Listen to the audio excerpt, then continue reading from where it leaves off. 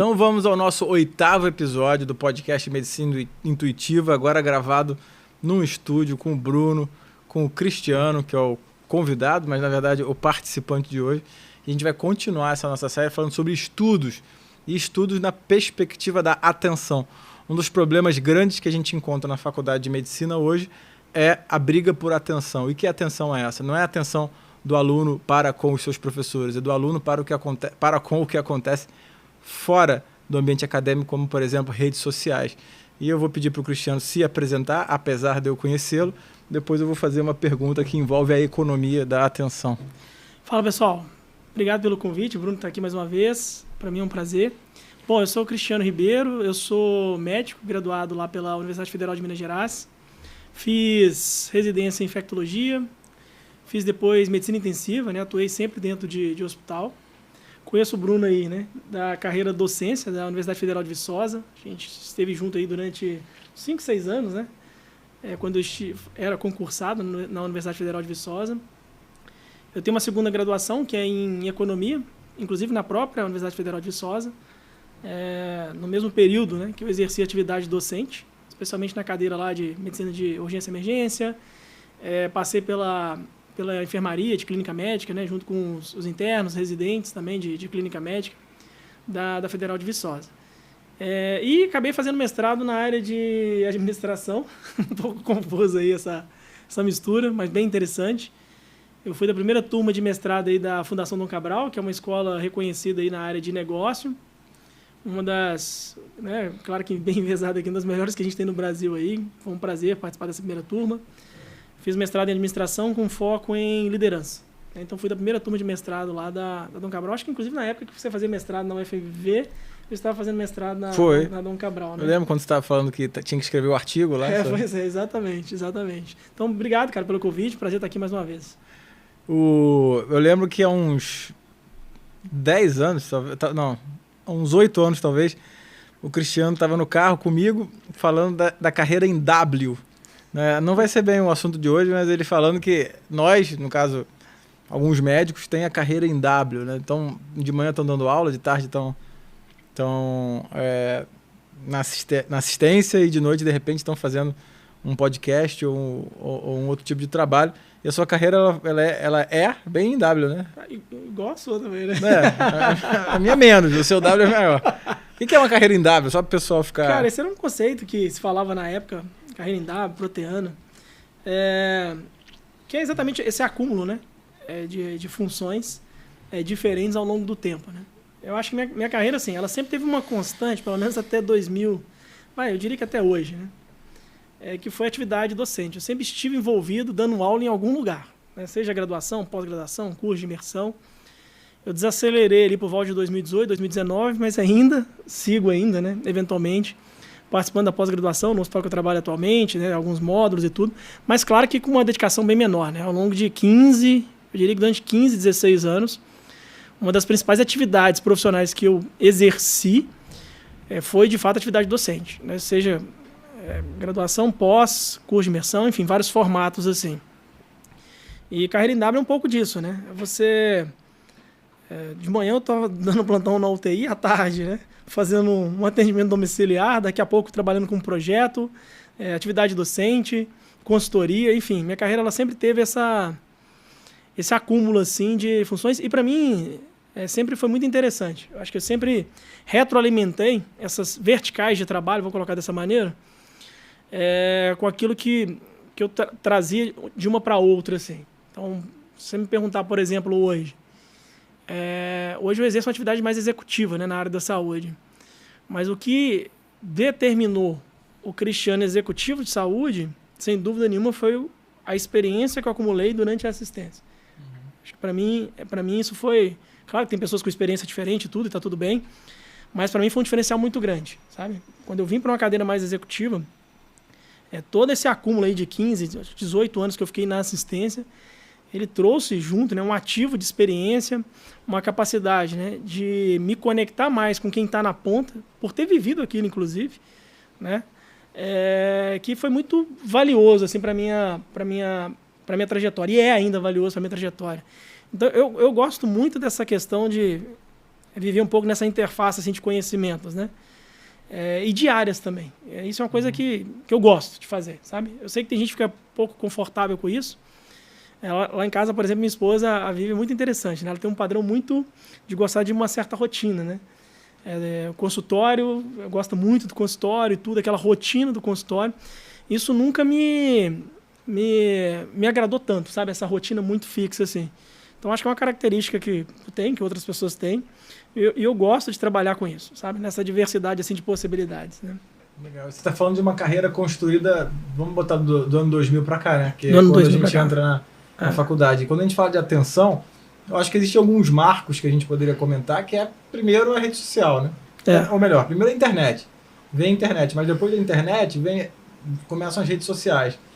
E, em especial, o Instagram, que eu acho que em 2012, 2013, ele surge, não tenho certeza, e ele vira uma ferramenta muito voltada à venda, né? É uma plataforma de venda. E quando a gente fala de atenção, a impressão que dá é que muitos alunos de medicina, eles vão enfrentar uma competição da sua própria atenção com essas ferramentas de rede social. E será que isso é um problema institucional? Eu acho que a gente podia começar a conversar sobre isso, né? O que é a economia da atenção? O que você pensa sobre isso? É legal você falar isso, cara, porque assim, muita gente tem uma ideia equivocada do que a gente estuda em ciências econômicas, né? Eu, quando fui fazer economia, foi na mesma ocasião que eu era professor, inclusive, da medicina, aqui na Federal de Viçosa, e existe uma ideia, né, que o economista é aquela pessoa que vai trabalhar com mercado financeiro, né, com entender ações e tudo. Claro, isso faz parte, né, de uma possibilidade, mas a economia é uma ciência humana, basicamente, né? Ela é uma ciência humana. E a economia, na verdade, cara, ela estuda como, ou pelo menos ela procura estudar, qual que é o objeto de estudo assim, da economia? Como eu aloco de maneira eficiente os recursos que são escassos. Esse é o objeto de estudo da economia, de uma maneira bem simples assim. A gente sabe que os recursos, né, eles são finitos, né, e aplicar esse recurso de maneira eficiente, visando, né, um bem coletivo maior, é o objeto principal de estudo da economia. Pode ser recurso... E aí que eu queria chegar, porque muita gente pensa que, beleza, você está falando de que tipo de recurso? Você está falando de dinheiro? Dinheiro é um recurso, claro. Mas o comportamento econômico do ser humano, ele passa por outros recursos e outras decisões que não implicam necessariamente dinheiro, né? Casar ou não casar é um comportamento econômico. Ter filho ou não ter filho é um comportamento econômico. Né? Comprar ou não comprar vou alugar ou vou comprar, né? Isso é comportamento econômico. E uma coisa que a economia veio aprendendo nas últimas décadas, a economia tem uma característica interessante, né? Se você pegar a evolução dos prêmios Nobel de Economia, durante as décadas aí, sei lá, 40, 50, 60, você vai ver uma tentativa muito forte da economia de se aproximar de maneira muito forte mesmo da matemática. Então, tentava-se calcular fórmula para... Tem uns trabalhos, cara, muito interessantes, assim, chega a ser até engraçados, assim, sabe? Qual o número de parceiros ou parceiras que você tem que ter antes de decidir se vai casar? Tem fórmula para tudo. Então, você vai ver essa característica da economia lá algumas décadas atrás, para mim ser levado como uma ciência séria, eu tenho que estar muito próximo da matemática. Ok, isso foi um momento que aconteceu. Só que, quando a gente via para observar o comportamento humano, ele era muito discrepante daquele comportamento teórico.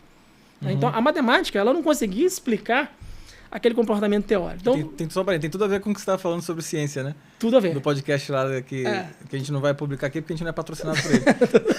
Então, assim, isso foi muito interessante, né? Porque, tá bom, você faz aquele modelo perfeito do ponto de vista matemático, e aí quando você vai observar ele na prática, peraí, não é bem assim que funciona. Vou te dar um exemplo muito interessante. Tem um jogo, em teoria de jogos, chama Jogo do Ultimato. Esse jogo é muito conhecido, se você puxar aí qualquer base de dados, aí você vai achar zilhões de artigos sobre esse jogo. Foi feito, inclusive, em vários países, comunidades, culturas diferentes, que é o seguinte, o jogo é basicamente o seguinte, vou te dar $100, R$100, o que seja, e vou colocar uma pessoa na sua frente e vou te falar o seguinte, Bruno, você vai fazer uma oferta desses R$100 para essa pessoa. Pode ser 0 até 100. Né? E essa pessoa, aceitando a sua oferta, você vai pagar para ela aquilo que você ofereceu, ela vai ficar com esse montante e o restante fica com você vai embora com esse dinheiro. Tá? Esse é o jogo do ultimato, de maneira bem simples. É uma vez só, tá? A rodada. A gente pode até fazer ele em rodada de sequência, mas não vou entrar nisso agora, não. Mas pensa como é um jogo de uma rodada única, assim. Então você vai chegar para a pessoa que está na sua frente, aqui, sei lá, o Felipe, falar, Felipe, eu te ofereço $10 desses meus 100. Se ele topar os 10, né, ele vai pegar os 10, você vai ficar com 90, vai ficar com 10. Quando você vai para a área matemática, né, imagina 2 robôs jogando esse jogo. Qualquer oferta acima de 0, 0,1, entendeu? O robô de lá fala, claro, 0,1 é infinitamente maior do que 0, claro, tô dentro, né? Mas o latino emocional, ele não vai aceitar R$1. E aí, quando você vai fazer isso na parte de prática mesmo, não é assim que funciona, né? As pessoas frequentemente, inclusive, não aceitam ofertas muito... Porque estão sendo passadas para trás. Exatamente, porque aí vem um senso de justiça em relação a isso. Então, você vê que a parte, né, matemática, o modelo matemático perfeito, ele não vai explicar ali esse lado, né, de comportamento econômico humano. Né? Então, a economia comportamental, ela nasce muito com essa pegada. Observando esses erros de tomada de decisão... Seria mais ou menos o seguinte, eu te ofereço 20... eu fico com 80 e você fala assim, peraí, mas por que 20? O justo é 50-50. Exato. Então eu não vou aceitar porque eu fico sem 20 e você fica Depois sem 80. a gente pode até colocar aí o artigo na referência, por exemplo. Aí tem um gráfico lá. Qual que é a zona segura de oferta? Acima de 30%, você tem uma chance muito grande da pessoa aceitar. Né? Aceitar. 50% é a zona que a pessoa sempre vai aceitar. Né? Então, assim, você tem uma faixa segura, sabe, inclusive. Né? Então, esse tipo de observação no comportamento humano, assim, cara... Esse comportamento ele não é muito racional, né? Quando a gente vai comparar com uma máquina, vamos colocar dessa maneira, né? Então esse jogo é muito interessante. Tem até uma variação desse jogo que é o jogo do ditador, que você pode dar ou não para outra pessoa. E o dinheiro é todo seu, a decisão é sua, entendeu? E quando você coloca 2 máquinas, a máquina 1 fala, não vou dar nada, né? E quando você coloca o ser humano, se ele está sendo observado, inclusive, fala assim, cara, se eu não der nada, vai ficar... Vai pegar mal, né? Toma, entendeu? Então assim, por que você está dando se você não tem... Então, esse tipo de comportamento observado na economia... veio pavimentando um caminho de estudo, né, da parte comportamental. E a gente, por que eu estou falando isso tudo? Né? E a gente começou a olhar para esses recursos que são escassos e ampliar, né, o repertório de recursos dentro da economia. Então, atenção é um recurso escasso. Foco é um recurso escasso. Isso, mesmo pré-internet, já acontecia. Isso acontece na nossa vida o tempo inteiro. Eu estou aqui numa tentativa de seguir uma determinada dieta. Né? É um esforço seguir uma dieta. Eu vou a um restaurante, num almoço de negócio com 3 pessoas. Estou focado ali na minha dieta. Né? Basta uma distração na hora da sobremesa para me levar a mão lá no pudim de chocolate. Porque atenção é um recurso escasso. Né? Dirigir e escrever no WhatsApp aumenta acidente por quê? Porque atenção é um recurso escasso. Desculpa. Então, assim, existe um livro e toda uma área hoje de estudo de atenção, quando a gente vai falar, né, e aí entrando mais especificamente nesse tópico nosso, que é como que você aloca a sua atenção de maneira mais eficiente, né? De maneira que vai te trazer um bem-estar melhor ou algum tipo de desdobramento, aproveitamento melhor. Tá? Então a gente pode entender a atenção aqui como um recurso finito e que a gente precisa de estudar ou pensar numa maneira de como que eu vou alocar ele de maneira mais eficiente. Da mesma maneira que eu penso isso em relação a dinheiro ou qualquer outro recurso finito. Tá? Então acho que esse é uma base legal assim, da gente estabelecer a nossa conversa aqui hoje. Assim. E você acha que hoje, obviamente que quando a gente fala de economia da atenção, a gente não está falando necessariamente de capacidade intelectual, né? Então, não é o sujeito mais ou menos capaz em relação ao intelecto, se ele não tem uma gerência da própria atenção, ele pode não conseguir esses objetivos, né? Sem dúvida, sem dúvida, sem dúvida. A gente não tem relação direta com isso. Um outro conceito que eu acho que é interessante, até para acrescentar aqui, que também vem da economia, que é objeto de estudo da economia, e aí tem tudo a ver com a atenção, que é o custo de oportunidade. Esse é um conceito que, assim, ele parece simples, mas ele não é, porque isso também vai afetar, né, essa capacidade nossa de tomar essa decisão de como que eu aloco de maneira mais eficiente a minha atenção. Então, só para fechar essa base, vamos colocar essa base mais de arcabouço mais teórica aqui dessa conversa. Para médico em geral, eu gosto de explicar custo de oportunidade de maneira bem simples assim. Imagina que você tem sexta tarde, de 13 às 19 horas, você tem um slot de trabalho ali. Você tem a opção de dar um plantão de 6 horas, sei lá, no PA, ou ir para o seu consultório. Tá? Você tem essas 2 alternativas. Né? O que é custo de oportunidade de ir para o consultório? É aquilo que você deixa de ganhar quando você deixou de escolher o plantão. Então, é um trade-off. Tá? Então, eu tenho duas opções, opção A e opção B. O custo da opção A é aquilo que você deixou de ganhar na opção B. Então, até para médico em geral, como geralmente você tem esse privilégio, inclusive, de escolher, às vezes, né? Exercer uma atividade ou outra, fica até fácil de entender isso. Né? Se eu for tomar essa decisão de maneira bem objetiva, quanto que eu ganho num plantão? Em 6 horas. Quanto que eu ganho lá no meu consultório em 6 horas? Ou se eu estou ganhando mais no meu consultório de 6 horas, vou fazer essa escolha aqui, se fosse analisar o critério só financeiro, e eu vou entender cuja oportunidade de ir para o consultório versus ir para o plantão. Então, isso é um trade-off. Tá? E quando a gente fala de atenção, é a mesma coisa. Qualquer escolha A, né, você está abrindo mão de algo, né, de uma escolha B. E aí, cara, que entra essa questão da rede social que você falou. Né? A rede social é um produto, é um serviço mega inteligente e formatado para prender a sua atenção. Né? Mega formatado para isso. É muito fácil se perder, né? Em horas e horas ali, né? Só jogando para cima.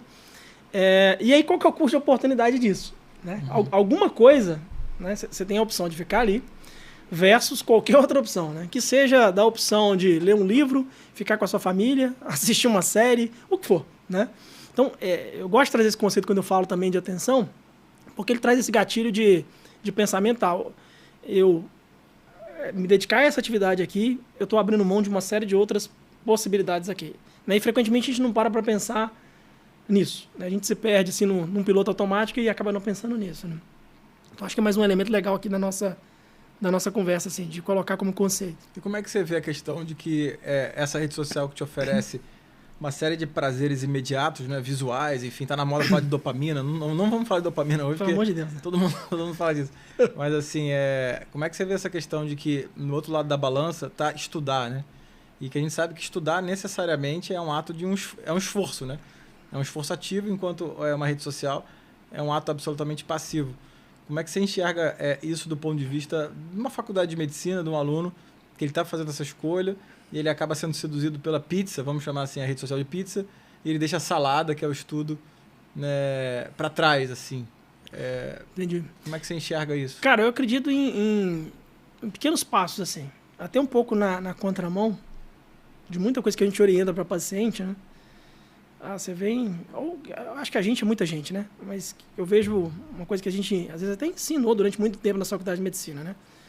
O paciente ele vem para uma consulta e ele tem que mudar o estilo de vida dele e você elenca para ele ali 15, 20 itens, assim, como se o cara tivesse uma capacidade na próxima segunda-feira, né? Para ser bem simbólico aqui, fazer essa virada de chave.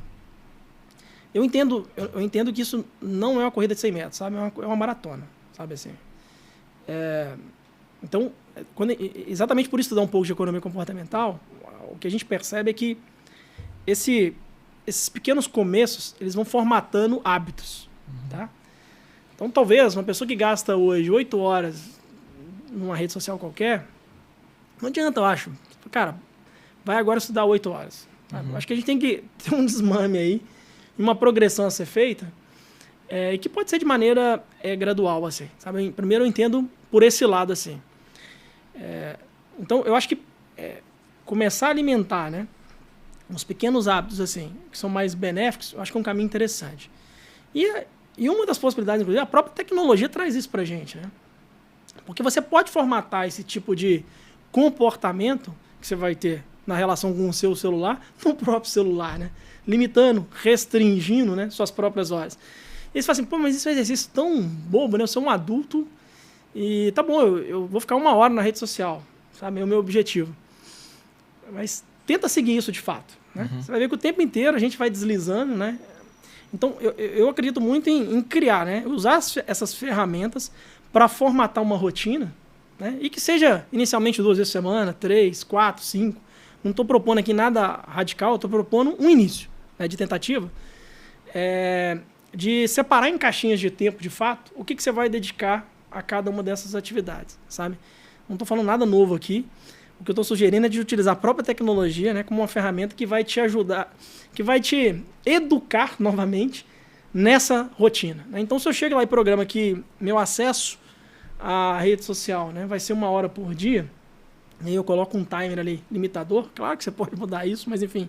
Eu acho que começa a ser um exercício interessante a ser praticado nessa tentativa que não é simples de migrar, né, de uma coisa para outra, assim. Então, talvez seja um pequeno começo, assim. Sabe? Tá. O que eu tenho feito com os alunos é o seguinte, eu acho que a gente tem um problema que eu acho que acontece muito com o professor, eu gosto de chamar assim, a fantasia da turma, né? O que é isso? Um professor ele tem na cabeça dele uma fantasia de como deve ser uma turma ideal. Que muitas vezes nem foi a turma dele, nem ele foi um aluno ideal como ele gostaria que os outros fossem. Sim, sim. Então, essa história de, pô, tem que estudar pelo livro, né? Então, abre o livro e estuda. Ah, por onde eu estudo asma? Abre o livro. Então, assim, isso pode, se você pega essa frase, né? Abre o livro e contrapõe com uma rede social que está te oferecendo um prazer imediato, às vezes é difícil para o jovem tomar essa decisão de abrir o livro da asma. O que eu tenho feito é metas factíveis, assim. É isso. Pego, por exemplo, assim, um pedaço do guideline de asma, do GINA, pego um gráfico ou uma tabela e falo assim, olha, eu quero que vocês saibam, entendam o passo a passo dessa tabela para a aula que vem. E na aula que vem a gente vai estudar também a página tal, da página tal a tal do livro tal. Para o aluno conseguir, por exemplo, saber que ele vai ter... E às vezes eu falo o tempo. Olha, eu quero que você estude, por exemplo, glomerulonefrite pós-estreptocócica por meia hora, né, nesse documento. Não pode passar de meia hora. Então eu tento temporizar também o que o aluno vai fazer. E aí uma pergunta que eu sempre faço, que eu me pergunto, né? Se a instituição de ensino ela deveria ter uma preocupação com isso, ou se isso é uma responsabilidade individual, sabe? Depois eu vou dar minha opinião, mas assim, eu não tenho uma certeza, mas assim, é uma coisa que me gera uma reflexão quase constante. Cara. Vou dividir o que você falou em duas etapas aqui para responder. Primeiro, a questão de metas factíveis, assim. Mas você tocou num ponto, cara, que eu gosto muito, assim. Foi 2019, eu desenvolvi um jogo junto com mais 2 amigos, que foi só pro campo do teste, de mudança de estilo de vida. Que vai um pouco na contramão do que a gente sempre, tradicionalmente, fala com o paciente, dessas mudanças muito radicais, né? Então, basicamente, ele era através do WhatsApp. Ele tinha 2 rotas. Ele podia escolher alimentação ou exercício. Ele não podia escolher os 2, tá? E vou pegar aqui alimentação. Se ele escolhesse alimentação, ele começava com metas, assim, muito, muito pequenas.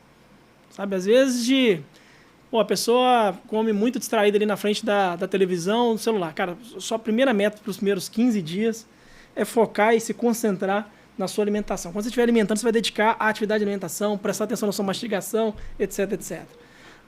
Eu falo assim, né, as fases iniciais do jogo, né, era trocar o tamanho do prato para ter a impressão que a comida estava preenchendo todo o prato. Eram, assim, mudanças bem sutis, sabe? E bem factíveis. E aí a pessoa ela ia recebendo esse feedback.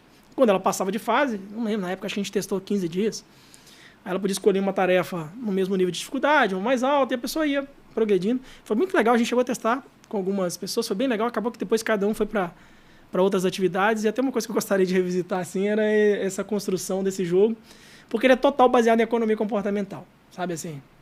Pequenas mudanças, aquela história da maratona versus a corrida de 100 metros, é maratona. Então vamos começar com coisa bem pequenininha. E é engraçado que muitos pacientes que a gente entrevistou, e é entrevista mesmo pensando em produto, né? A pessoa enfrentando dificuldade aí com perda de peso já há anos, mas você vê como que a própria... Às vezes a gente profissional vai formatando uma maneira de pensar na cabeça da pessoa, porque ela fala assim, acho que para mim isso não funciona, para mim é tudo ou nada.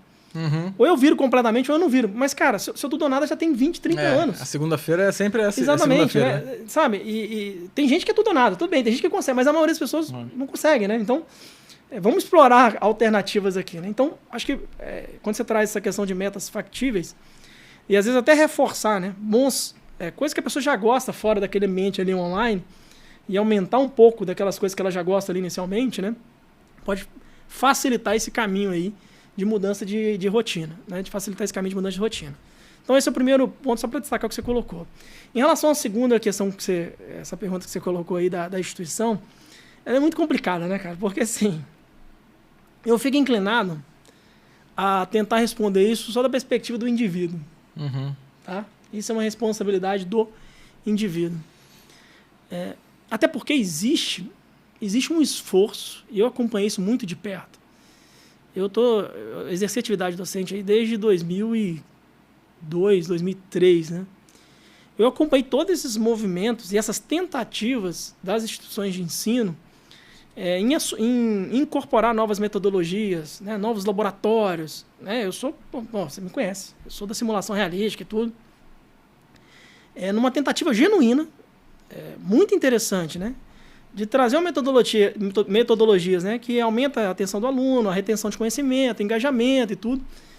Mas eu vejo isso desacoplado, sabe, da contraparte. Isso aqui é um contrato, né? E um contrato tem duas partes, pelo menos, né? Então eu até entendo, né, esse esforço da instituição, né, em tentar, mas eu acho que falta esse esforço do indivíduo. Então, se a gente parar para analisar aí 15, 20 anos, eu vou falar aqui dessa janela aí que eu estive de perto, assim, da educação médica especificamente, né? Eu notei claramente, e isso foi até um dos motivos que me desestimulou um pouco, assim, sabe? Eu confesso aqui.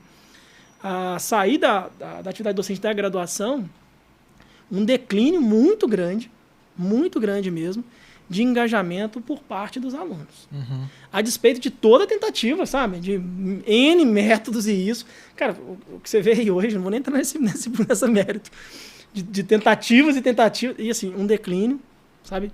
Grande de engajamento e de contrapartida, né? Por parte do aluno em relação à dedicação. Sim. Sabe? Isso é explícito. Eu acho que talvez, se você conversar com quem dá aula aí nos últimos 15, 20 anos, dificilmente você vai encontrar, não, cada vez mais eu tenho notado um aluno ali engajado, aumentando o interesse. De verdade, cara, desculpa, não foi isso que eu observei, sabe? Então, assim, eu fico inclinado a responder pelo lado do indivíduo, e pessoalmente, né, isso faz mais sentido para mim, porque para mim sempre foi assim, sempre foi um esforço meu, né? Eu nunca fiquei esperando.